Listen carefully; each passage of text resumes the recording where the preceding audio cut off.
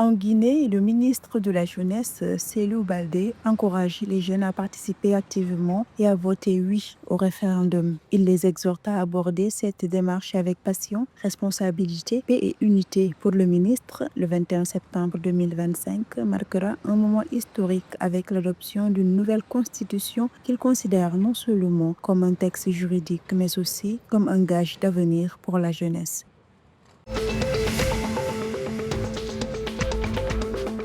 Le Cap-Vert s'illustre dans le cadre du premier appel à projet du programme Interreg MAC 2021-2027 avec 28 initiatives retenues, ce qui place le pays au deuxième rang parmi les 10 participants. Ces projets portent sur des axes stratégiques tels que la transition écologique, la lutte contre le changement climatique, l'économie bleue, la mobilité et la compétitivité. À travers cette dynamique, le Cap-Vert entend renforcer sa place géostratégique au carrefour des continents africain, européen et américain.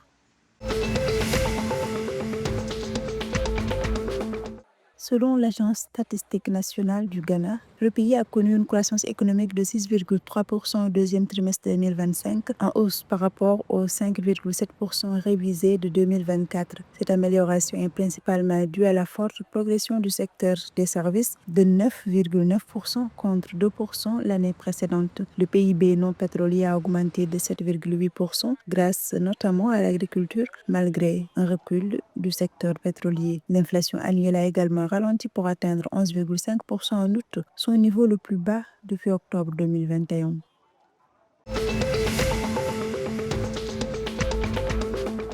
Lors de la 17e réunion annuelle d'évaluation du réseau régional des institutions nationales focales, qui s'est tenue à Lagos au Nigeria du 1er au 5 septembre 2025, les États membres de la CEDEAO ont renouvelé leur engagement commun dans la lutte contre la traite des êtres humains et les crimes associés. L'édition actuelle a également intégré des discussions sur les violences sexuelles et basées sur le genre, ainsi que celles ciblant les enfants, reflétant ainsi une volonté d'adopter une stratégie globale pour contrer l'exploitation et la criminalité humaine.